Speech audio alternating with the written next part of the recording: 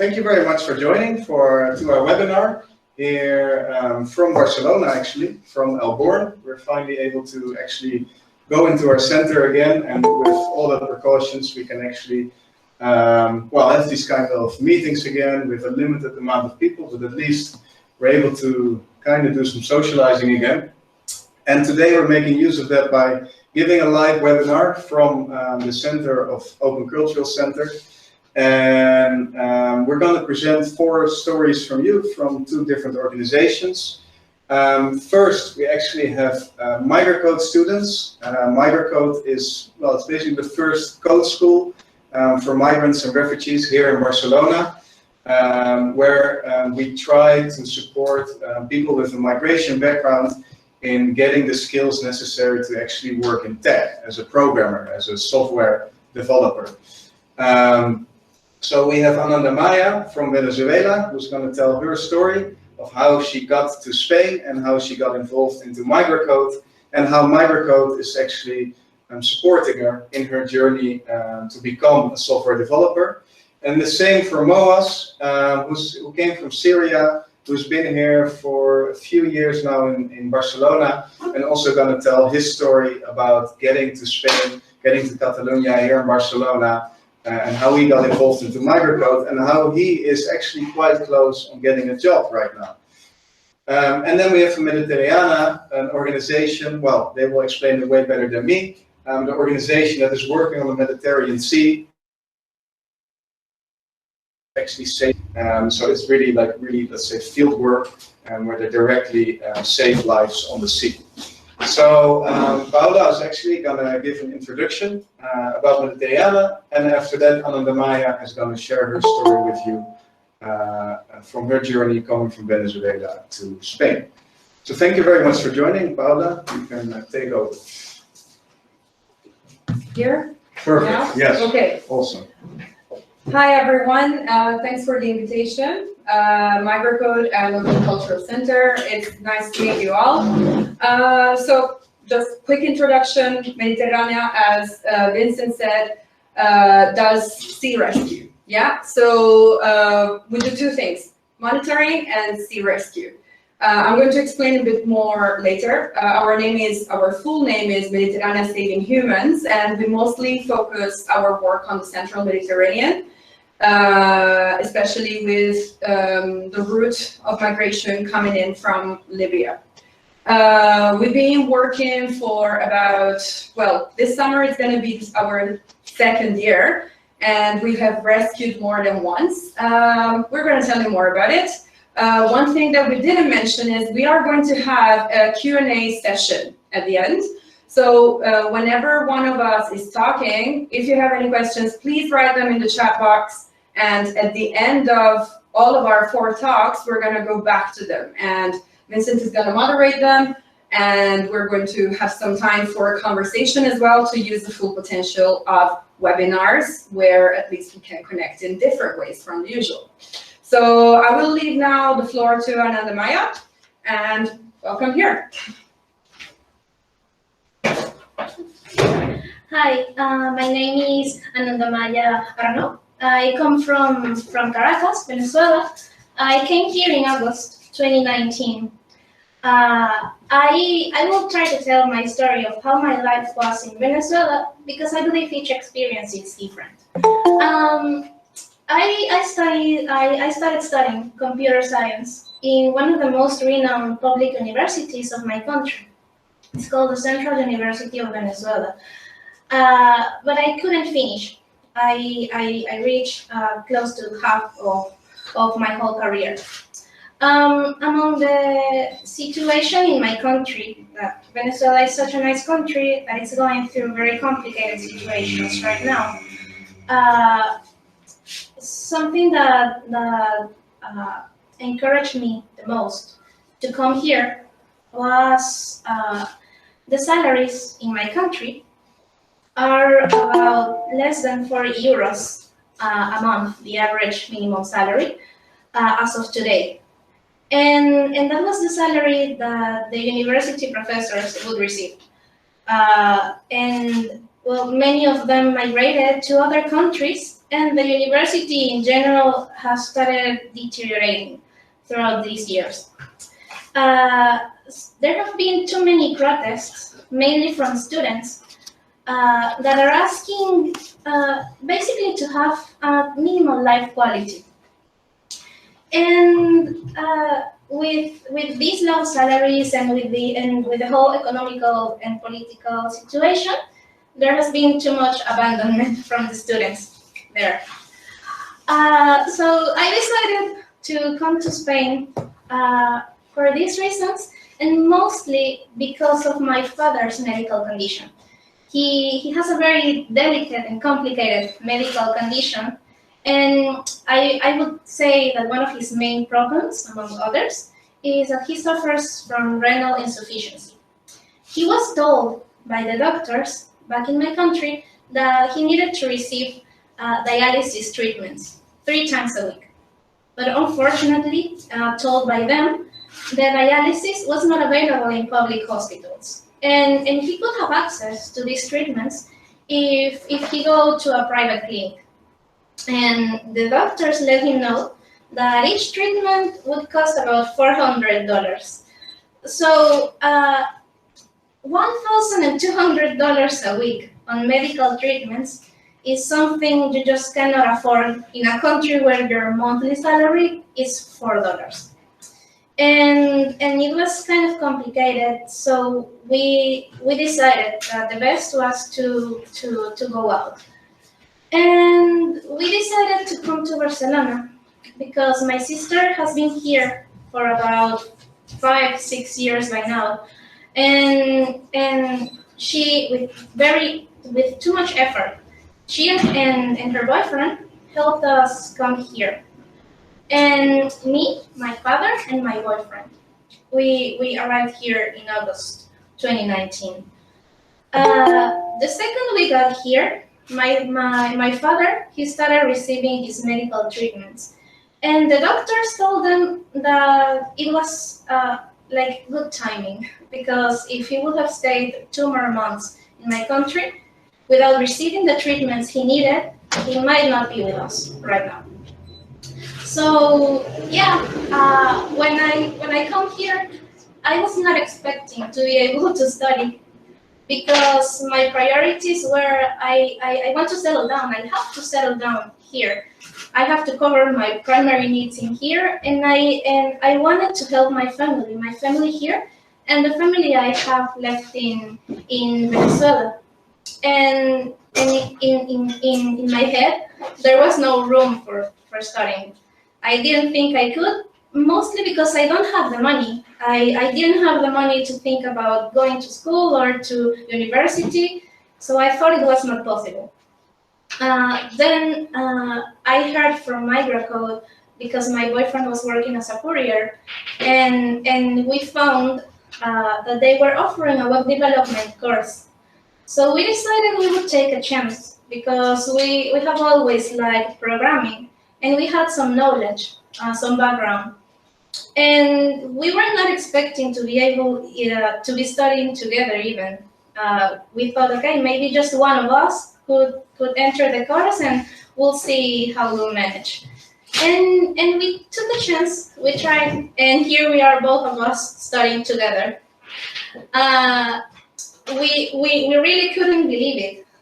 We were so happy when they told us that we would both be in our classes together. And from the day one, the team of Migracode told us, we're gonna be here not to help you only with every tech-related issues you might have, but with any personal situation you might be going through. So you have everything to be able to complete the course. And at that moment, I noticed that I was very fortunate. I'm fortunate to be here with my family, but I thought if I was alone, all by myself here in a country that I don't know, having this kind of support, I wouldn't feel alone, actually. And I think it's a very great initiative, because when you're a migrant or you're a refugee and you're alone and you have to leave your country due to some circumstances that you obviously didn't choose, it's nice to feel this kind of support because it might help you in this journey. After we started the classes, all of this situation happened. We went through all of the state of alarm, and all of the classes were moved to be online. And it was a huge challenge, not only for the students, but for all of the team. And even though it was this big challenge, there was not a single day when we didn't have classes. Everything continued, everyone is trying so hard to make all of this possible. And it's such a pleasure to be a part of this great initiative. It's helping me, it's preparing me to be able to become a software developer, something that I would really like to be.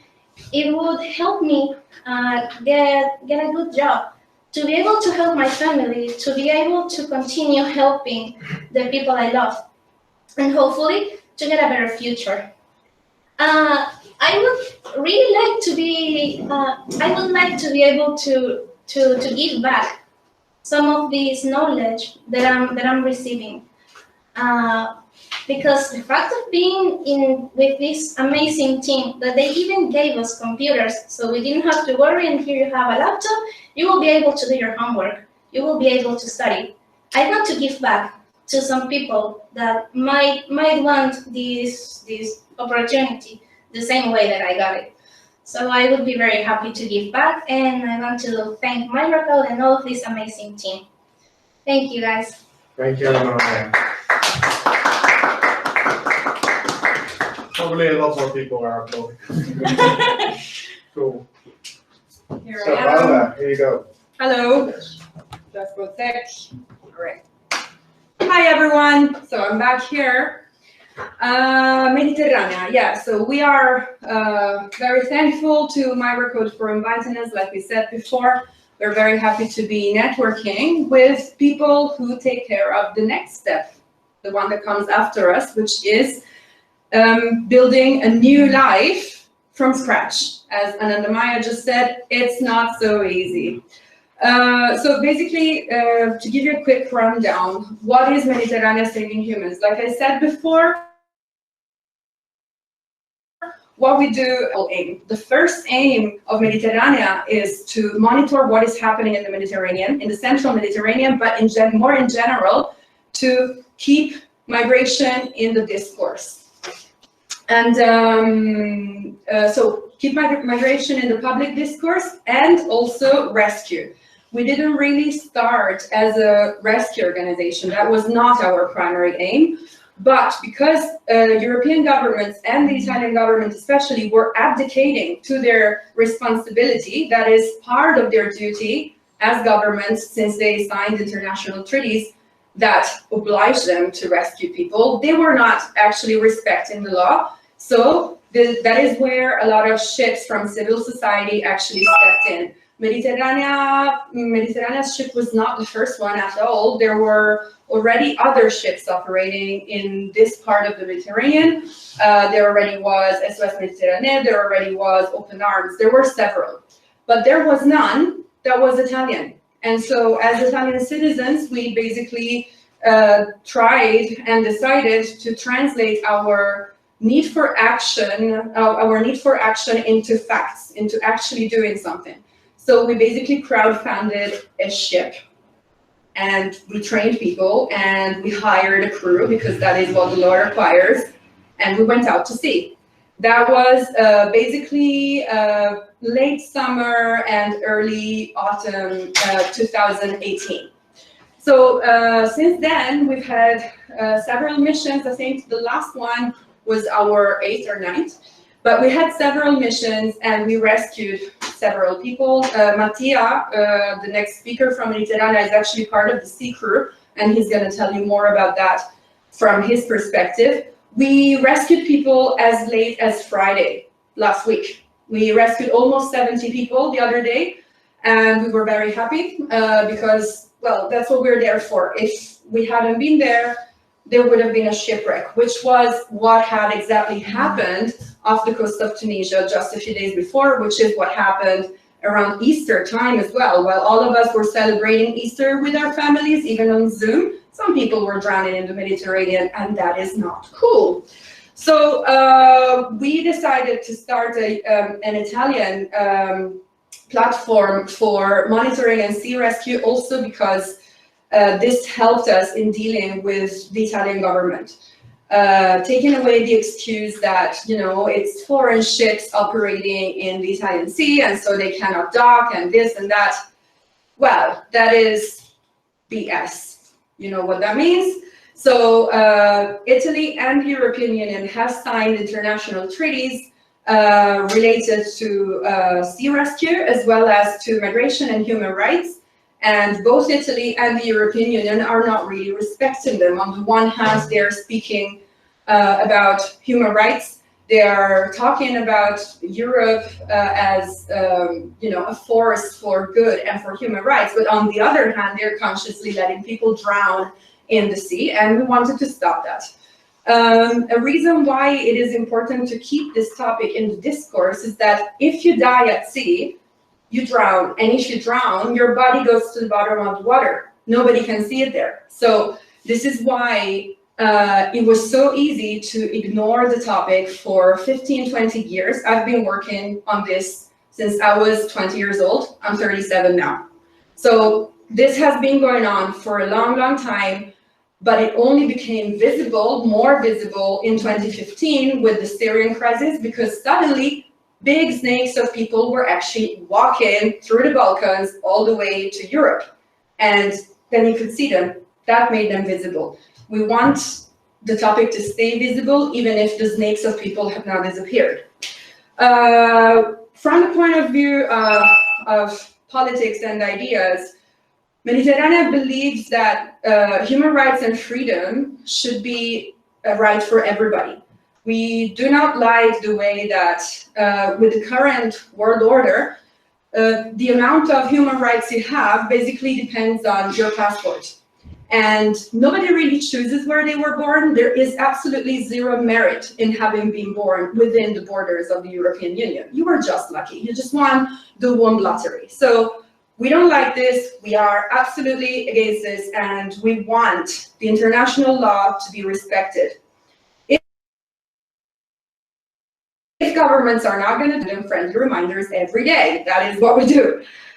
So we believe that migration is a right. It is a right to migrate. It is a right to stay where you are. But sometimes, as Ananda mentioned before, it is just not possible to not leave. Sometimes you have to leave. And today we have two examples of people who didn't have a choice, Venezuela and Syria. What are they going to do?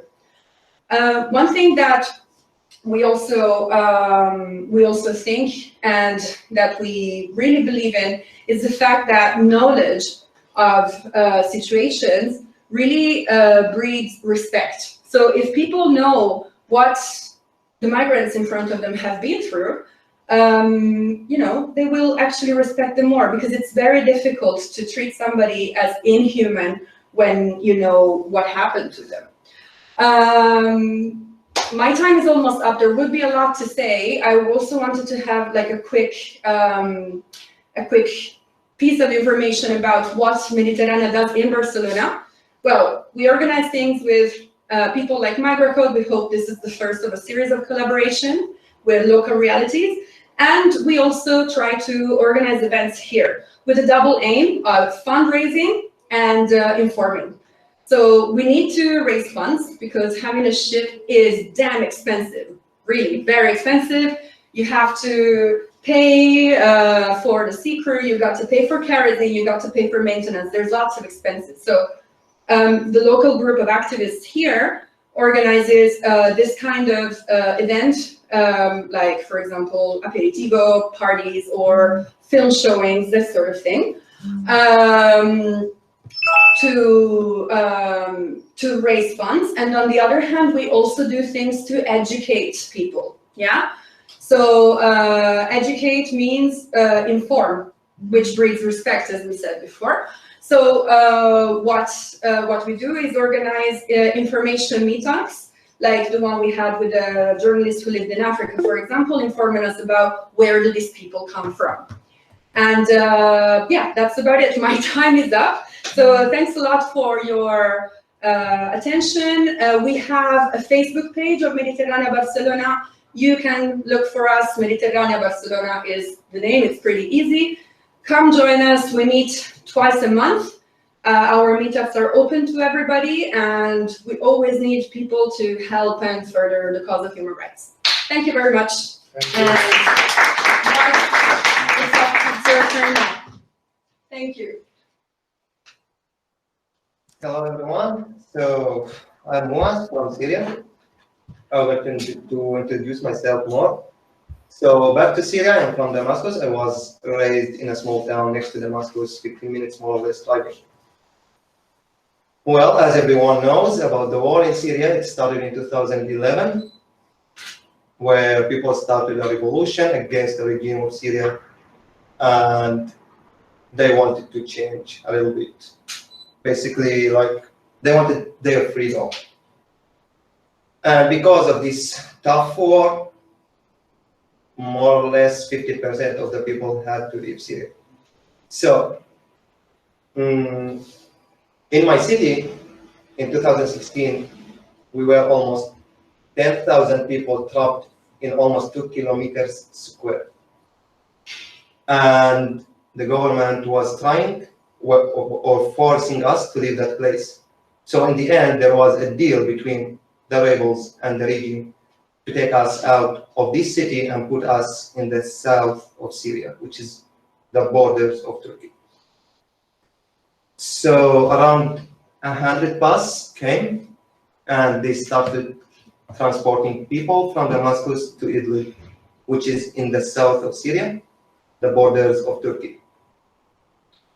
Yeah, but when I had to leave Damascus, I was discussing with my friends. Well, we were a group of 25 people, but because of some reasons, only 11 of us left that place. So when we arrived to the south of Syria, we decided to leave Syria because, I mean, we had nothing there to stay for. So we decided to go to Turkey, and there was some problems actually because of the way and walking too much, finding the person who should take us from Syria to Turkey, how to find them, it's really a little bit difficult. In the end, we found a guy who accepted to take us from Syria to Turkey and pay money to him. So basically, we paid 350 almost each one of us. So we were 11 people, 3,500 euros. We paid to him, and he took us from Syria to Turkey. And the first time that the Turkish police caught us up, then they brought us back to Syria. We tried again, and we reached Turkey. So, as everyone, I thought the life will be like a normal life when I arrived to Turkey and start a new life. You know what I mean? So I arrived to Turkey, and in the first month, I started doubting myself. This is not the life that I want. I couldn't even get a document to walk in the street and show to the police, this is my document. It was impossible. I couldn't study even, I couldn't do anything. Just working 16 hours more or less per day to earn, I don't know, 400 euros per month. So I decided to leave. I told my friends, okay, let's leave this place because this is not the life that we want. Anyway, no one of them wanted to leave. So I told them, look, I'm leaving, I don't care. I took my things and I left to Greece. There I met OCC, where I started learning English. That was in 2017. I learned English in 6 months, which is something I'm really proud of. So after that, I got my documents in Greece and I left to Spain, where I got a work in Madrid. I started working there for 6 months. Then I met the coordinator of OCC again, and he was telling me about an opportunity to study coding at Migracode. For me, it was really an amazing opportunity because in Syria I was working as a computer fixer and builder in the same time, but I didn't know anything about software or coding or anything. I just know how to put these pieces in the laptop or the computer and take it off. And that made me really interested in this opportunity. So I decided to take it. because it's really a big opportunity and no one can offer you a course like this for free. Just come and study. No. So I moved from Madrid to Barcelona when I stopped my contract, and I just left Madrid to Barcelona. And yeah, well, at the beginning I thought it's just a normal course, okay, take it and go, just find your job, I don't know, as normal schools. But when I arrived here, I got so much support. I mean, in everything you could imagine. A lawyer, I don't know, psychological doctor even, whatever you need, just something, just ask. I mean, even your mother wouldn't offer you this. Yeah, but because of the, well, current situation, it's quite difficult from all the sides. I mean, because of coronavirus, that made us struggling a little bit because of the online classes and all of this. But anyway, we are still motivated to finish this course. And I don't know, a really big thanks to Migracode because of this. They are really doing big efforts to take us out of this and start something new in our lives, which is really important for us. That's about it. So if you still have something to share about Migracode, feel free to do so. It's so hot. It's a bit so hot. I can't put in water. No, but it's fair. Well, I have some questions for you afterwards. Okay. Now we can start with Mattia. Okay. And then you can get some fresh air now. Okay, thank you everyone. We're now switching to Mattia. And Mattia, are you there? Yeah, thank you very much, and hi to everyone. And sorry for my English because it is not very good. And thank you very much for inviting me to join you today. I know some members of Mediterranea Barcelona, for example, Fabiana, Serena, Claudia, Paola, Giovanni. I really love them, so I am very happy to be with you today. Thank you again.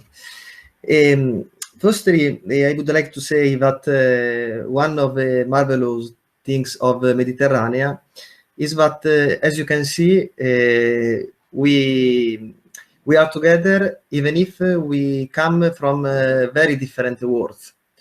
For example, me, as you know, I am a priest, Catholic priest. Many members of Mediterranea are atheist or agnostic or Buddhist or Muslim, and many of them came from social centers, social movements. They came from cultural areas that were historically very far from Catholic Church. But even if we've come from different worlds, we are together because we understood that the feelings that we have in our heart are the same compassion, the same pity, the same thirst for justice. So we understood that we had to join together, to get together, to face this important mission that is Mediterranean.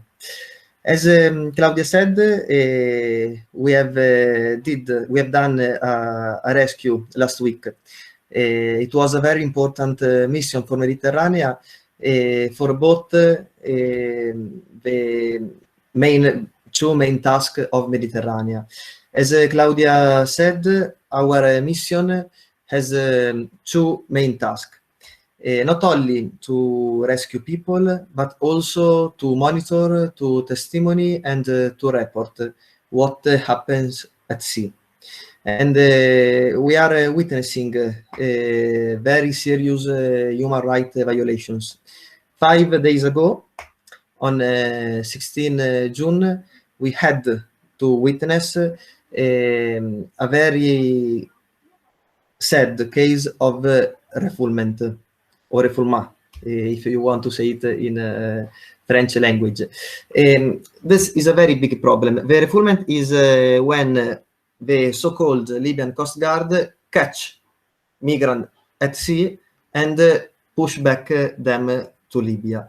This is a very big problem because, you know, in the last century, after the Second World War, the humanity, the world, decided to make a progress, and they decided to write some conventions which gave an international legal connotation to some important human rights.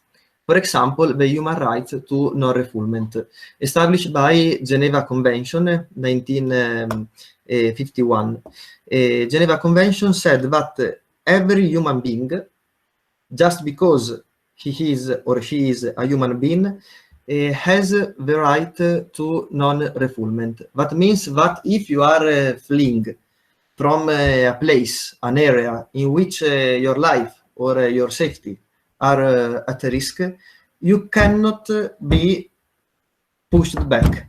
They cannot push you back to a place, a country, an area in which your life and your safety are at risk.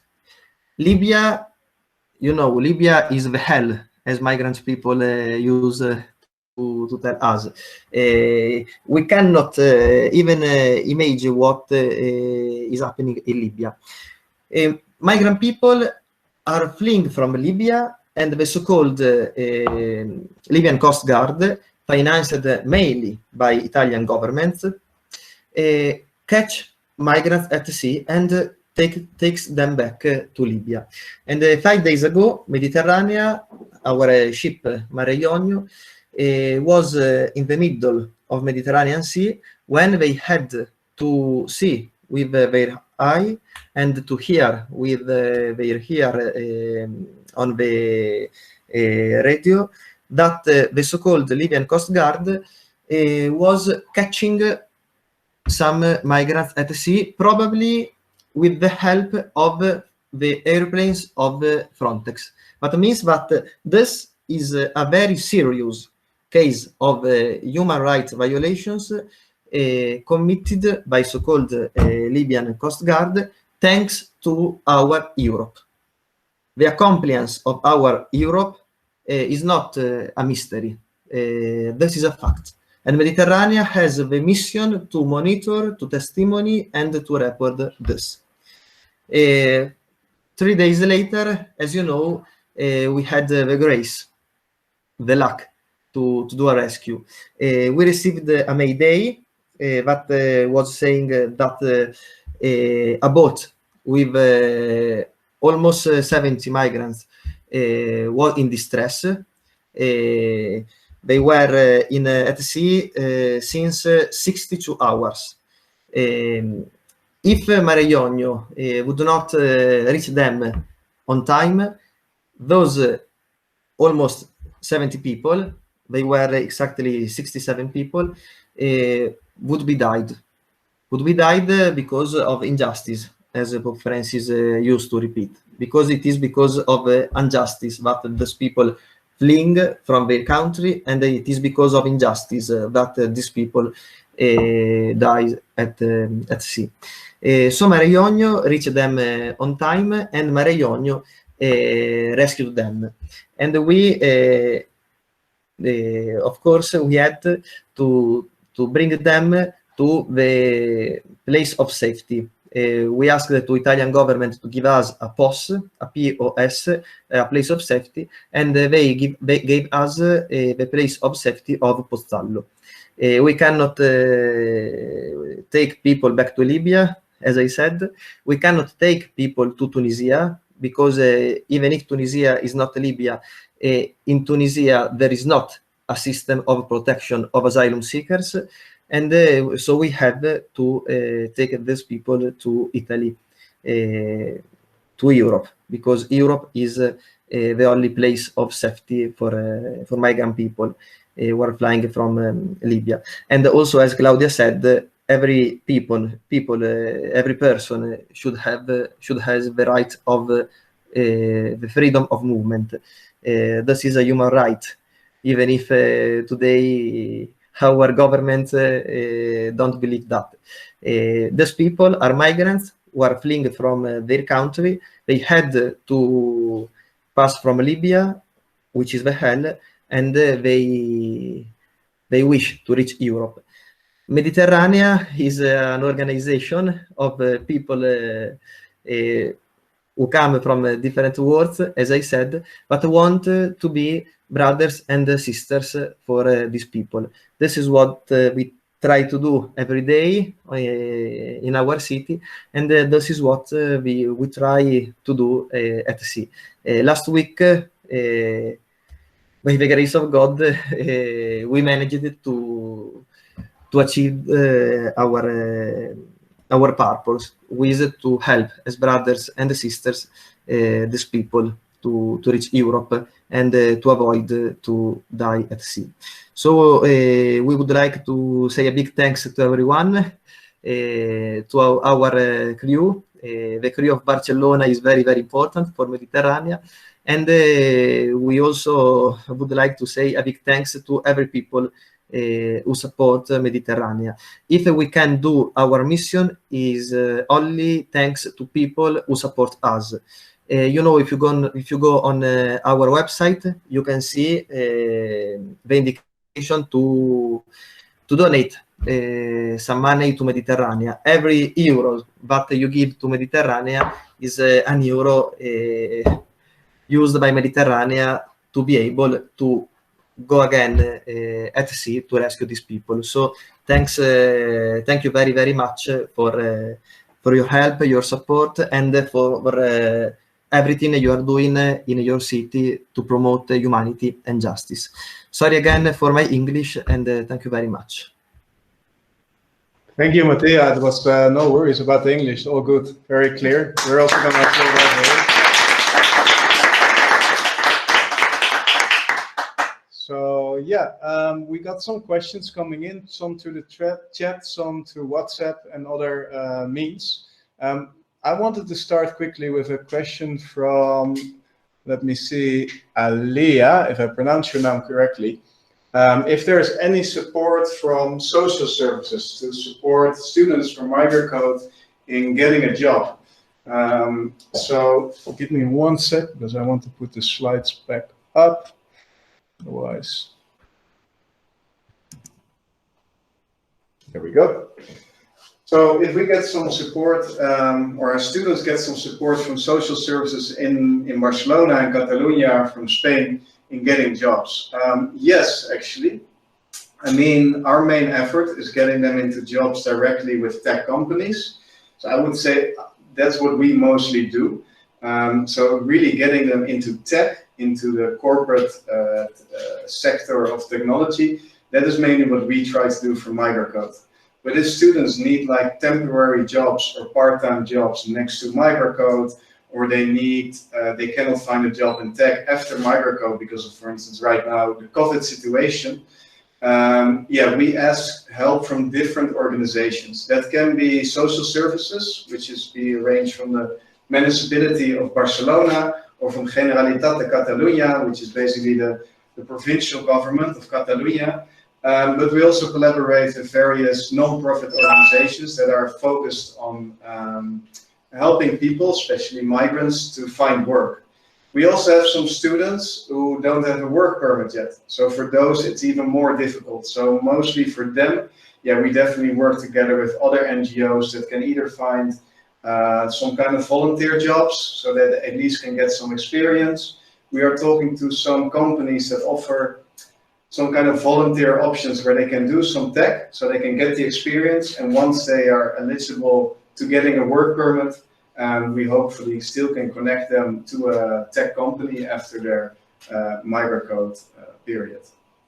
So I hope that was a clear answer to your question, Alia. We got some other questions. Let me actually grab the other laptop so I can check it from there, which makes more sense. So let's first start. So Ananda Maya, can you maybe stand over here so we have some distance? There was one question. So for the last months, we've been studying online because Migracode basically moved completely online. How was this for you? Because you were not able to come to our classes, you were not able to see the other students, you had to do everything from home. How was this for you? It was a change. I was getting used to the fact of going there and be with everyone.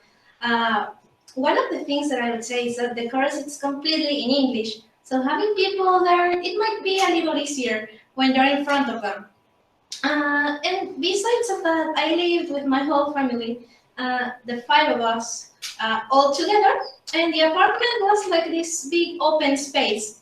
So maybe when we were in classes, it could be the TV or someone was doing something else, or maybe the fact that you're at home, it could get you distracted. It could make you feel, okay, well, I don't have to go, maybe in the break I can take a nap, or whatever, which you wouldn't do in a classroom. But we're getting used to that, and I think it's this challenge that it will help you actually, if all of this situation continues and you have to find a work from home, I would say this was like a training for that. It kind of prepares you. That's a very good point, because indeed, probably the future is going to change a little bit in that way, and more you have to work from home, and maybe your first job is going to be remotely. But I was also asking, because I know that you're living with your boyfriend, you're living with your father, you're living with your sister and her boyfriend. And my newborn nephew. And your newborn nephew. And I think in the beginning of the lockdown, you were living in a 2-bedroom, 3-bedroom apartment? Let's say it was just 2 bedrooms, so to say. 2 bedrooms. And it was like this big open space, so we were all together. Yes. And this distracts you. Yes. And because not only the noise, because you can put your headphones and that's it. But you get distracted. Some people pass by, or they want to tell you something, and you get distracted. And when you come back to class, it's like for studying as well. For studying, for making the homework, everything. But it's this big training. You managed. Yeah. We saw you did all the homework, so that's good. Yeah. No, amazing. No, that's very impressive, because it's been a challenge for a lot of our students, like being in small spaces with a lot of people confined for, how long was it? 2 months. So 2 months, maybe more. It's quite impressive. We got another question from Lutte. Let me see. Well, let's ask you, Maya. How was your how did Migracode change your perspective for the future? What was your perspective when you came to Spain, and did Migracode change it? Well, I had some knowledge in programming. I was studying. I had some working experience too. But when I came here, I was thinking, well, I'm gonna go and find a job on whatever. Maybe I can go on a start. I can be independent. I could be a waitress. I just want to work. That's all. And actually, I thought I might not have a choice to go to a tech company, because I don't have the work permit. I didn't finish studying, and I thought, why would a tech company hire someone that, okay, you don't have a work permit, but you don't have any finished studies? So I thought I would work on whatever. And finding Migracode, being able to prepare, because you have some knowledge, but you don't know everything. And this made me think again that I can go and work for a tech company. I can go and do what I want to do, what I like to do. Actually, I started thinking about a couple of years ago, maybe I don't like programming that much. And now I remember that I like programming. So I'm happy to hear that, because otherwise we have a problem. But I kind of remember, and now I think it's possible. Now I think it's possible, I want to do it, and I feel motivated. That's good. Well, we will do everything to actually make it happen, for sure. Cool. So maybe we can switch to Moaz. Moaz, maybe you can stand over here, and we can still keep the distance. I'll steal the laptop. So one question that came up was actually, now you are actually about to finish, well, you have 2 weeks, 3 weeks left until you finish Migracode. So you're already applying for jobs. How is this going? Is it like difficult, or is it going super smoothly, or what do you think?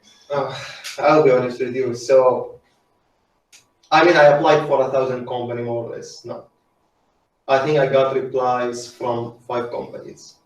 So basically, no one is replying for the moment. I think because of the situation of coronavirus, people are not working, or I don't know. I mean, what's wrong exactly? But I'm sure it's not with me. So I'm doing everything correct. CV, I don't know, cover letters, all this stuff that they ask you to do. And honestly, they ask for lots of things. I mean, sometimes exams, sometimes tests, sometimes cover letters, which I didn't have experience with, and I'm learning everything from scratch now. But well, I have some experience with it now, and I can keep working with it. And how is Migracode helping you with that part? Because we helped you.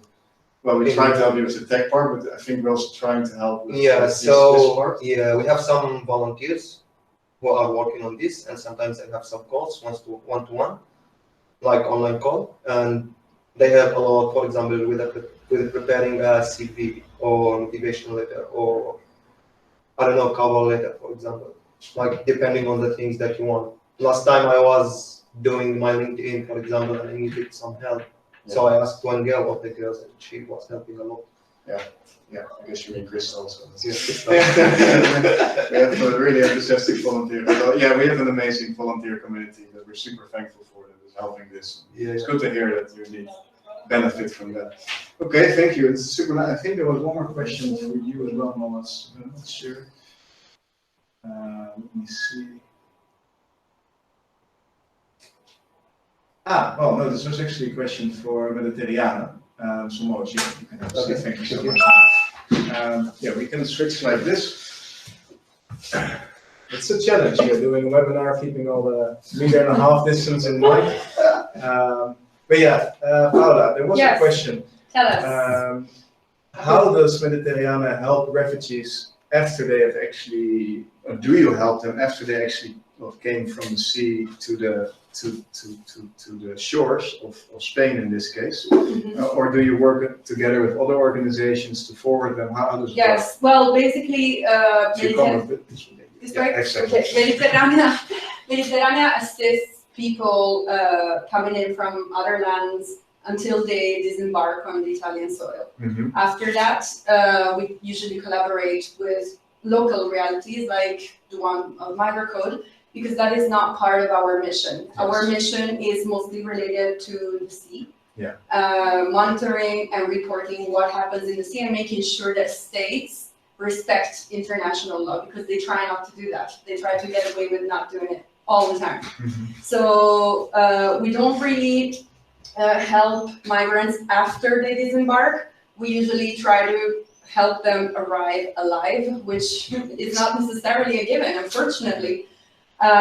So yeah, we collaborate, we share information with other, sea rescue organizations. We try to, we're all on the same page. Our aim is to help create safe passage in the sea where there is no safe passage, even if technically there should be. So yeah, no, we don't really have any on-land activities related to refugees. What we do as land crews, I mean, we always say Mediterranea is at sea and on land. What we do is what I was saying before, so we kind of try to raise awareness of the issue. That's what we do on land. We raise awareness with information events, inviting journalists, talking about where do these people come from, what happens in Africa, what happens in the Middle East, why do people decide to leave. But that is about it from the point of view of land work. For us, it's double. We do work with migrants if it happens with local organizations. But from the point of view of our land crews, what we do is raise awareness in the general population, which is very important, and prepare the ground for sea missions to be able to function, to rescue, and to yeah, sorry, continue. To function, to rescue, and to do its work. So for example, I mean, like we just rescued now. And we hope that we will be able to go back to our missions very soon, because that was pretty complicated until, well, we were basically docked for 9 months for different reasons, not just because of COVID.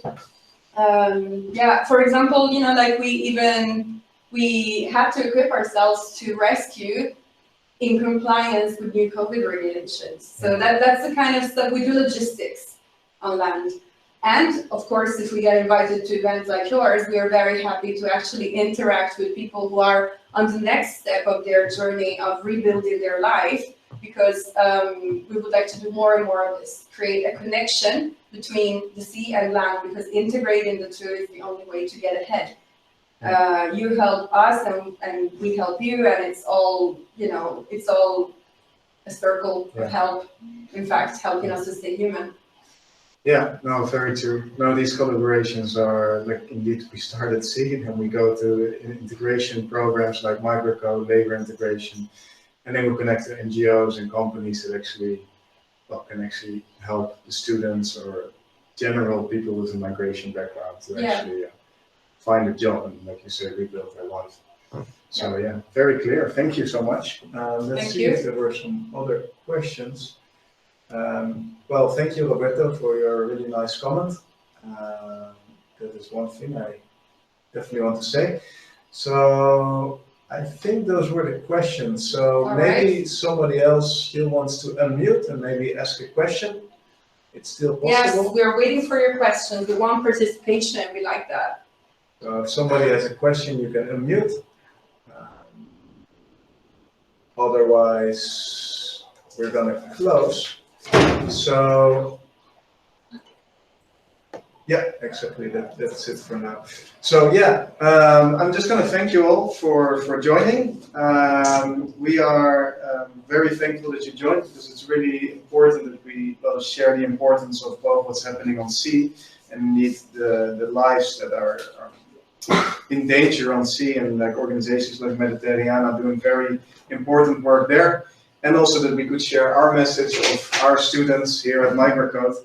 If you're interested in either joining one of the organizations, you can check the links that we shared on meetup.com or LinkedIn or wherever. You can find all the links to our websites to find more information. You can find us on LinkedIn. So yeah, join us if you can. If you want, you can volunteer. If you work for a tech company, who would be very interested to talk to you to find any potential collaboration. And for now, again, thank you very much. And thank you very much to everyone who joined here. Moaz and Anandamaya and Paola and Mattia. Thank you very much. And thank you, Giovanni, for getting us in touch as first contact. So thank you for joining, and we hope you join in our next webinar, or hopefully actually in person normal event. Thank you so much.